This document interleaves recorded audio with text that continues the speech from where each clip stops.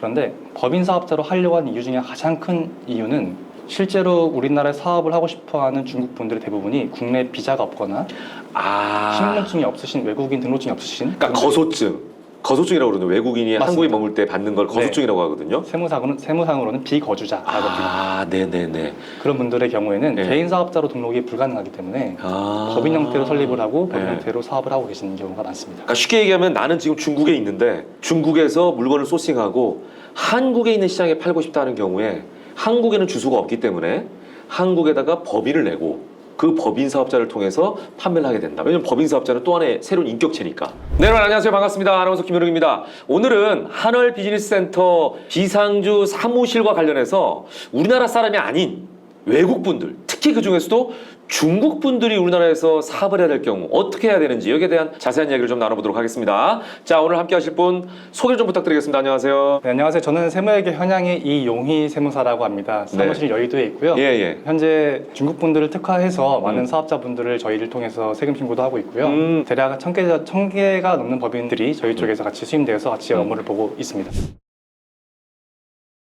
중국 분들을 주로 담당하신다고 얘기하셨잖아요. 네, 맞습니다. 그러면 네. 중국어를 좀 하세요? 사실 제가 대학교 때 중국어를 전공했습니다. 전공이 중국어예요? 그럼 중국어로 잠깐 인사해도 될 것 같아요. 이 방송을 중국 분들이 볼 가능성이 높잖아요. 간략하게 네. 자기소개를 조금만 해보도록 하겠습니다. 你好，我是韩国税务师李荣熙，请您多多关照。我这边有1000多个家中国法人，我这边依托税务代理业务。以后你们有机会的话，找我们一起合作一下吧。谢谢您。谢谢. 예. 그래서 본인 전공을 특화시켜서 중국 분들 비즈니스를 돕고 있다. 이렇게 여러분께서 이해하시면 될 것 같아요. 그러다 보니까 중국인 대표들의 세무를 주로 담당하고 계신 걸로 알고 있는데 아까 잠깐 말씀하셨습니다만 1000분 정도 계시다고. 규모가 1000분 정도입니까? 1000개 법인이라고 말씀드렸죠. 법인. 1000분이 아니네 정확하게는. 법인이네요. 네, 맞습니다. 네. 세무 신고라는 게 저 혼자 다 할 수는 없습니다. 전반적인 거래처 관리라든지 이런 것들은 저희 중국어 가능한 직원들이 다수 있기 때문에 직원들 통해서 꼼꼼하게 관리를 하고 있고요. 실제로 국내에서 사업자를 낸 이후에 관리가 정말 중요한데요. 그런 관리에 대한 철저한 이제 세금 신고, 납부 그런 전 과정에 대해서 저희가 책임지고 컨트롤하고 관리하고 있습니다. 이게 이제 가장 원론적인 질문일 것 같아요. 중국인 대표분들이 왜 한국에서 사업을 하려고 할까요? 대부분의 중국 분들께서 국내에서 얻고자 하는 가장 큰 목표는 결국엔 돈을 벌고자 함이겠죠. 그렇죠. 사업은 돈 버는 게 가장 큰 목표죠. 가장 큰 목표니까요. 근데 왜 중국이 아니라 한국에 사업자를 내려고 할까?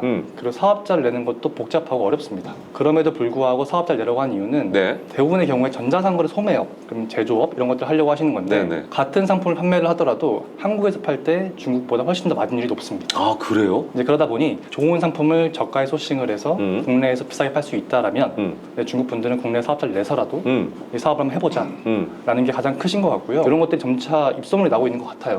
처음에는 저희한테 들어온 고객의 유입 통로라고 할까요? 그게 되게 단일화되어 있었다라고 한다면 점차 문의 주신 분들이 많아지고 다 채널로 지금 문의가 맞습니다. 들어오고 있군요. 맞습니다. 그럼 그만큼 이제 수요가 많이 늘고 있다.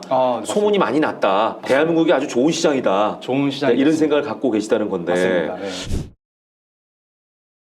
그러니까 어쨌거나 이렇게 됐든 저렇게 됐든 한국에 법인을 내야만 이 사업이 가능한 거예요? 왜냐면은 지금 보니까 법인 사업자라고 아까 얘기를 하셨거든요. 엄밀히 말하면 법인일 필요는 없습니다.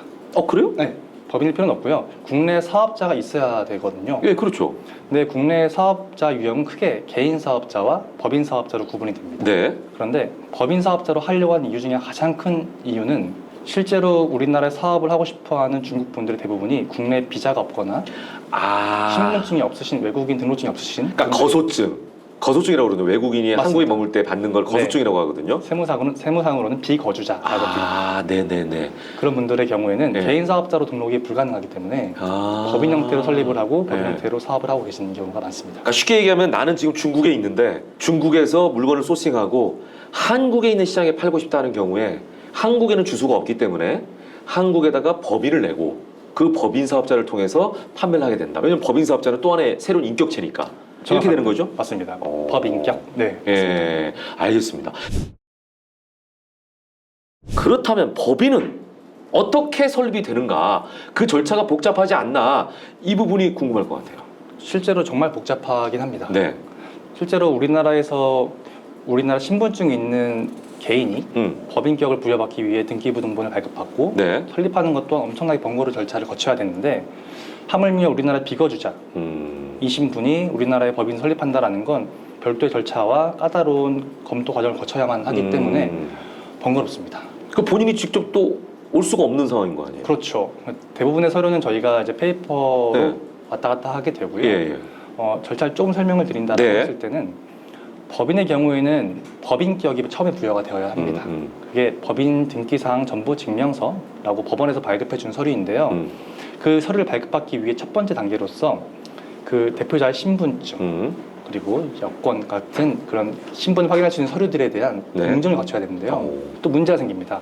해외에서 넘어오는 서류에 대한 공증을 누가 해줄 수 있느냐? 예. 우리나라 대한민국 법무사한테 그런 권한이 있느냐? 예, 없어요? 없습니다. 그래서 국제 공증 절차를 거쳐야 되고요. 국제 공증 절차. 네, 저희가 다른 말로 아포스티어라고 합니다. 아포스티오. 그 절차를 거쳐서 서류에 대한 이제 공증 절차를 거친 서류가 넘어오면 그걸 가지고 법무사님이 등기사항 전부증명서, 저희가 등기를 친다고 보통 말하는데요. 네. 등기를 치고 그리고 이제 오피스를 구하고요. 사업장 소재지가 있어야 되기 때문에 그렇죠. 소재지를 구하고 그 다음에 사업자 등록 신청을 하고요. 또 사업자가 있다고 해서 사업을 할 수 있는 게 아니라요. 사업을 하기 위한 그냥 기본적인 준비가 끝난 거죠. 네. 들어가고자 하는 플랫폼이 있을 겁니다. 네. 근데 전자상거래 같은 경우에는 필수 서류로서 통신 판매 신고증이 있어야 합니다. 그것도 발급받아야 하고요. 그 전에 통장도 개설돼야 되고 휴대폰도 있어야 되고 휴대폰은 이제 국내 휴대폰. 법인 명의로 휴대폰을 개통을 합니다. 아, 법인 네. 명의의 휴대폰. 맞습니다. 네. 그런 절차를 다 거친 이후에 비로소 사업을 할 수 있을 만한 기본적인 서류 세팅이 끝난다고 볼 수 있습니다. 그러면 마지막이 이제 사업자 등록증이 나오면은 다 됐다라고 볼 수 있는 거예요? 사업자가 나온 다음에 통장 개설까지 다 마무리가 되었다.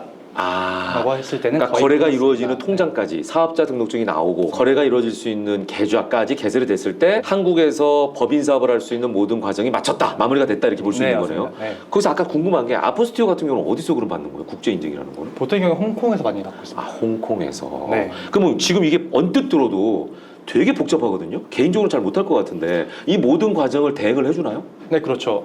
이 모든 과정들을 이제 중국에 있는 대표님들께서 직접 대행인 없이 네. 처리하시기는 참 어려운 일일 수 있고요. 그렇죠. 불필요하게 비용이 낭비될 수도 있기 때문에 이게 전문적으로 이 업무를 해왔던 분들한테 위임하고 위탁하는 경우가 대부분인 경우가 많습니다. 그럴 것 같아요. 네, 이게 이제 돈도 더 절약되고요. 절약이 되고 깔끔하죠. 깔끔하게 네. 뭔가 빠지는 것도 없고 네. 절차상으로 무리도 없고 맞습니다. 문제도 없고 네. 뭐 이럴 것 같습니다. 자, 방금 전에 얘기하신 것 중에 또 하나가 주소지, 그죠? 한국의 주소지가 필요하다 그 말씀을 하셨거든요. 네, 이 맞습니다. 절차 과정 네. 중에. 네. 자, 그렇다면은 얘가 이제 가장 중심되는 질문일 것 같아요. 맞습니다. 네. 제가 하늘 비즈니스센터 홍보대사거든요. 아, 그러시군요. 비상주 사무실이라는 개념을 갖고 있는데 여기에 등록이 가능한 건가요? 비상주 오피스라는 개념이 네네. 생소할 수도 있어요. 상주랑 비상주가 있을 수 있는데 그렇죠. 실제로 비상주 오피스라는 명칭에서 뜻을 그대로 풀어보면 상주하지 않는 오피스죠. 그렇죠. 거기에 내가 매번 가지 않아도 되는. 실제로 중국에서 한국에 거주하고 있지 않은 상태에서 법인 사업자를 내기 위한 국내 주소지가 필요한데 과연 이랬을 때 어떤 곳에 주소를 두고 사업자를 내야 되는가가 이제 가장 큰 고민이 될 수 있는데요. 그렇죠. 가장 좋은 방법은 사실 정말 비싼 임차료를 내고 임차를 할 수도 있죠. 그렇죠. 근데 하지만 그거는 배보다 배꼽이 더 크죠. 배꼽이 정말 커지는 상황에 예. 발생할 예. 수 있는데요. 예. 근데 비상주 오피스는 주소지를 마련해주는 가장 저렴하면서 예. 효율적인 하나의 수단이 될 수 있는데 네네. 이게 가능하냐? 결론적으로 가능합니다. 가능하다. 네. 희망적이네요. 네. 하지만 최근에 비상주 오피스에 대한 세무서 쪽에서의 다양한 제재가 있기는 합니다. 그래서 실제로 비상주 오피스가 실제로서 존재하는지 그리고 우편물이라든가 서류 송달이 제대로 이행되고 있는지 그리고 세무서의 대응이 잘 되는지 이런 오피스를 정확히 찾고 주소지를 내지 않으면 이후에 추가적인 비용이라든가 세무서 사업자 등록이 반려될 수도 있습니다. 그러니까 지금 중요한 포인트를 얘기해 주셨어요. 비상주 오피스 하는 분들이 꽤 많을 텐데 아무 데서나 하시면 안 됩니다. 거기서 잘 선택해야 된다. 제대로 네, 갖춰져 있는 맞습니다. 비상주 오피스를 선택해야 된다. 이게 이제 결론인 거예요. 네, 맞습니다. 그죠? 네. 결론은 하늘 비즈니스 센터인 거네요. 결론은 하나의 비즈니스 센터가 예. 예, 그러니까 네. 거기에 대한 관리들이 잘 되고 있는 제대로 된 업체를 찾아라. 그리고 이제 이게 이제 또 그분들 입장에서도 매번 오면은 사실은 이것도 배보다 배꼽이 크잖아요. 그죠? 네, 맞습니다. 만약에 네. 조건이 뭐 일주일에 뭐 두세 번씩 출근해야 된다든지 뭐 이러면은 배보다 배꼽이 더 크지만 이제 긴밀한 어떤 협력 관계를 통해서 뭐 필요할 때 한 번 정도 또 오셔가지고 이용할 수도 있고 여러 이제 이런 조건들을 꼼꼼하게 좀 따져봐야겠죠. 네, 물론입니다. 네네네. 자, 그러면 이제 사업자 등록을 했습니다. 그 다음에 이제 우리 이 세무사님의 전공 분야입니다. 세무 신고는 또 세금 신고는 어떻게 해야 됩니까? 국내에서 사업자를 네. 냈다라고 했을 때 이제 사업을 할 수 있는 조건이 다 끝났습니다. 네. 네, 사업을 하시다 보면 우리나라의 납세 협력 의무를 충분히 이행해야 되겠죠. 당연하죠. 뭐 중국인이긴 하지만 우리나라에서 사업을 하고 있잖아요. 맞습니다. 네. 국내 법인이기 때문에 우리나라에서 발급된 사업자 등록증을 가지고 사업을 한다라고 했을 땐 실제로 신고하고 납부해야 될 세금이 있다면 성실하게 신고 납부를 해줘야 되는데 가장 큰 세금은 두 가지가 있습니다. 네. 첫 번째는 부가가치세. 우리는 분기별로 내는데 대한민국은. 아 그렇죠. 예. 이제 분기별로 내고 개인 사업자는 반기별로 내고 하기 그렇죠, 때문에 그렇죠. 근데 법인 사업자는 기본적으로 1년에 분기별로 1월, 4월, 7월, 10월 맞아요. 이렇게 4번 부가세 신고를 하게 되고요. 엄청 빨리 와요. 1470. 두 번째로는 법인세가 있죠. 네. 법인세 같은 경우에는 1년에 한 차례. 사실 엄격하게 말씀드리면 3월에 신고하는 게 법인세는 아니고요. 일반적으로 3월 달에 법인세 신고 납부하기 때문에 3월에 한 번 신고한다라고 보통 말하긴 하죠. 이 두 가지를 그럼 다 대행을 해주시는 건가요? 그렇죠. 이제 아무래도 국내 세법 그리고 국내 이제 세무 회계에 대한 지식이 많이 없으신 분들한테 그렇죠. 저희가 제공하는 서비스가 세무대리 서비스죠. 이때 가장 중요한 세금 두 가지를 저희가 신고하고 납부할 수 있게끔 고객분들께 설명드리고요. 아까 말씀드렸지만 저희도 중국어 가능한 분들이 많고요. 모든 업무에 대해서 충분히 저희가 설명드리고 네. 부가세가 뭔지 네. 왜냐하면 실제로 부가세가 뭔지 잘 모르시는 분들이 정말 많습니다. 아. 그래서 저희는 항상 세금 신고할 때 저희가 잘못한 것도 아닌데 납부서를 드릴 때마다 마음이 졸이기도 합니다. 네, 아니면 이게 말 그대로 네. 처음에 거래에서 일어나는 부가가치세잖아요. 맞습니다. 그죠? 근데 느낌은 부가세라고 줄여서 얘기하니까 네. 느낌이 뭐냐면 따로 뭔가를 또 부가해서 내는 세금 같은 느낌이에요. 이게 이름 자체가. 그래서 안 내도 되는 세금을 내야 되는 거 아니야? 이렇게 오해하는 분들도 있을 것 같더라고 처음에는. 오해를 충분히 할 수 있고요. 네. 저도 처음에 제가 사업을 하기 전까지는 부가가치세는 더 받은 거 내는 거니까 네. 내야지라고 생각했었는데 네. 막상 저도 제가 사업을 하니까 그렇지 않나요? 한번 들어오면 쓰게 마련이. 그렇죠. 그걸 남겨놓지는 않잖아요, 보통. 따로 떼놓아야 되는데 사실은 그게 잘 안 맞습니다. 되니까 낼 때 되면은 급해지는 경우가 있는데. 맞습니다. 이걸 왜 자꾸 제가 얘기하냐면 네. 국내에서도 우리나라 사람들이 사업할 때 그런 생각을 하는데 하물며 해외 중국분이 국내 사업을 하는데 그걸 잘 모른다고 하면 이해가 안 될 것 같거든요. 그런 경우에 네. 사실은 우리나라 정부, 우리 세무당국하고 또 이분은 중국분이시잖아요. 오해가 좀 생길까봐 그러면은 이미지가 안 좋아지잖아요. 이게 굉장히 합법적인 사업인데도 불구하고 네. 거기서의 세무사님 역할이 되게 중요할 것 같아서 이 질문을 하는 거예요. 사실 이게 세무사의 가장 큰 역할이긴 합니다. 네. 납세자가 납세 협력 의무를 충분히 이행할 수 있도록 네, 제가 네. 도와주는 역할을 하는 게 세무사죠. 실제로 부가세 같은 경우에는 이론적으로는 더 받은 10%와 내가 더 냈던 10%의 차감한 세금을 납부하는 거라서 소득에 대한 세금이 아니라 그렇죠. 더 받은 것들 내는 세금이기 때문에 예. 사실 중국 분들한테도 저희가 설명을 드리긴 합니다. 하지만 실제로 세금을 납부하는 사람 입장에서는 더 받은 10%도 내 건데 그거를 분기마다 내라고 한다고 했을 때 그걸 이해를 시키기가 어렵습니다. 처음에 쉽지 않겠네. 어렵지만 해야 예. 되는 그래서 거고요. 헐쭉해지셨군요. 점점 그렇게 되는 것 같습니다. 고생이 많으십니다. 네, 아닙니다. 예. 근데 그걸 또 네. 이해를 시켜야 사업을 연속적으로 지속할 수가 있으니까 그거 네, 중요할 맞아요. 것 같아요. 한 번 하고 끝나는 게 아니잖아요, 사업이란 게. 맞습니다. 그래서 저희가 가장 신경 쓰는 분 중에 하나가 고객분들이 저희를 충분히 신뢰할 수 있게끔 저희가 설명을 최대한 잘 드리려고 하고요. 네, 그래서 네. 저희가 전달드린 납부 세액이 네. 그분들이 받아들일 수 있을 때까지 설명드리는 것도 저희 역할이기도 합니다. 네. 부가세를 반드시 내야 되는 겁니다 라고 말씀을 드리면서도 네. 또 절세할 수 있는 팁을 드리면 너무 좋을 것 같거든요, 고객의 입장에서는.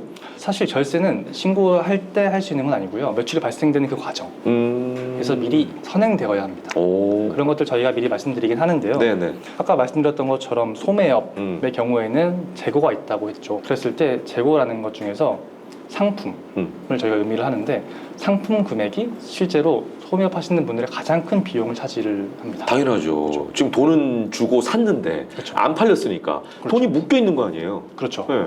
상품을 사서 파는 분들이기 때문에 저 같은 서비스업이랑 달리 상품에 대한 매입 원가 금액이 상당히 클 텐데 금액을 중국 분들이 많이 놓치시는 경우가 많아요. 아, 그 상품 구매했던 금액 자체도 네. 절세하는 데 도움이 되는 거예요? 그럼요. 오. 실제로 상품을 중국에서 수입할 때 우리나라 세관에서 사업자한테 세금 계산서를 발행해 줍니다. 그렇게 발행받은 세금 계산서들이 쌓여 있어야 부가세 신고할 때 실제로 지출했던 상품 매입 금액에 대한 만큼 10% 공제가 될 텐데 많은 중국 분들께서 이런 것들을 간과하시고 네. 나는 상품을 구매했으니 알아서 절세를 해달라라고 했을 때 이미 늦었습니다. 아, 그럼 그때 이런 것들을 세무사님과 논의해서 처리를 잘 해놔야지 절세를 할 수 있는 거네요. 맞습니다. 그래서 저희도 처음 업체를 수임하게 됐을 때 가장 먼저 확인해 보는 게 해외 직구 대행업이신지 전자상거래 소매업이신지 그리고 소매업이다라고 했을 때는 현지로 소싱하는 상품들에 대한 세관의 세금 계산서를 충분히 받을 수 있는지 충분히 확인을 하고 예상치 못한 세금이 발생되지 않도록 저희가 신경 쓰고 있습니다. 그러니까 이 모든 게 다 이용희 세무사님의 역할이네요. 네, 어떻게 보면 그죠? 예.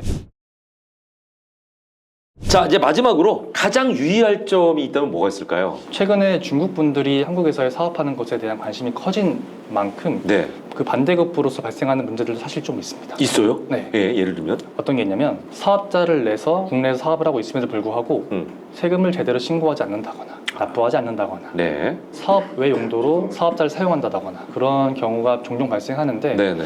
이런 게 반복되다 보니 우리나라 국내 세무서는 저희가 사업자 신청을 하고 세금 신고를 했을 때 채점해주는 곳입니다. 네네. 그런 곳에서 이런 중국 사업자에 대한 인식이 상당히 나빠지고 있는 아, 그러니까. 맞아요. 그 인식이 네. 자꾸 나빠지면 그다음부터는 새로운 분들이 사업하고자 할 때 잘 안 해주려고 하고. 맞아요. 네. 실제로 그렇기 때문에 사업자를 신규로 만들고 그리고 신고를 제때 안 했을 때에 대해서 최근에 국내 세무서에서 사업자 등록증을 직권으로 폐업시키는 경우도 적지 않게 있습니다. 아, 그런 사례들이 있군요. 실제로 많이 벌어지고 있는 일들이고 예. 그래서 제가 주의해야 될 점이라고 물어보셨는데 네.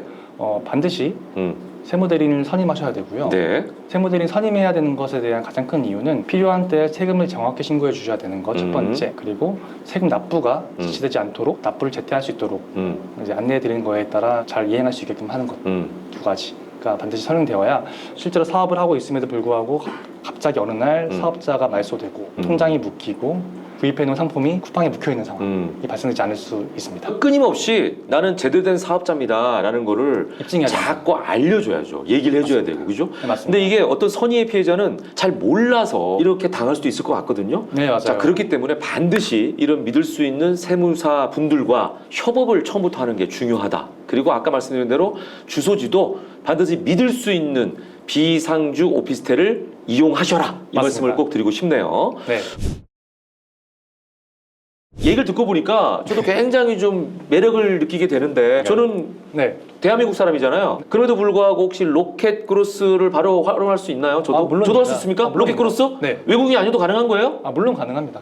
아, 그래요? 네. 로켓 크로스는 외국분 하는 게 아니에요? 아니에요. 로켓크로스를 조금 설명드리면 네. 우리나라에서 최근에 배송이 하루 이틀 만에 다 이루어지고 있죠. 네, 그건 이제 그냥 로켓 배송이잖아요. 네, 그렇죠. 그게 가능한 이유가 네. 거점 창고가 우리나라 전국의 각양각지에 다 있기 때문에. 한 군데서 가는 게 아니니까. 그렇죠. 그 창고를 인차해줬기 때문에, 네, 임대해줬기 때문에 이제 그런 빠른 배송이 가능한 건데 이 서비스는 외국분한테만 가능한 건 아니고요. 한국 분들도 사용할 수 있습니다. 그러네요. 팁으로 마지막으로 요 말씀을 드리겠습니다. 왜냐면 네. 우리는 지금 중국 분들 얘기만 하다 보니까 중국 전문 세무사시다 보니까 그 얘기를 했잖아요. 근데 네. 중국 분들, 그러니까 외국 분들만 할 수 있는 건 아니다. 로켓 크로스는 국내에 있는 분들도 가능하다. 이 부분까지 팁으로 드리겠습니다. 저도 하늘 비즈니스 센터에 사업자 하나 더 내야겠는데요. 네, 세무사는 저로 해주셨어요. 쉐쉐. 끝까지. 지금까지 저희는 사실은 그 구매 대행업이라는 것만 생각을 했는데 말씀 들어보니까 이 로켓 크로스는 또 다른 형태인 것 같거든요. 그래서 이거를 배워야 되나 이 생각이 드는데 실제로 하시려고 한다면 예. 정말 잘 배워야 됩니다. 방법이 있을까요? 핸드폰 켜시고요. 아니 핸드폰 저기 놔두는데 알려주세요. 제가 외울게요. 유튜브로 네. 잘 나가는 서과장 네. 한번 검색해 보시면 거기서 많이 배울 수 있습니다. 그 채널? 네. 이미 알고 있는 채널인데? 아, 잘 그렇죠. 나가는 서과장? 네, 맞습니다. 거기서도 이걸 강의를 해요? 네, 전문적으로 강의를 하고 있고요. 한번 찾아보시면 실제로 사업하시면서 많은 도움이 될 수 있으니까요. 한번 참고해 보시면 좋을 것 같습니다. 왜 서과장이 잘 나가는지 알겠네. 업그레이드 됐구나, 강의가. 자, 여러분들 세무사님께서 말씀하신 주의사항을 잘 듣고 꼭 이해하셔서 불이익을 당하지 않도록 하시기 바랍니다.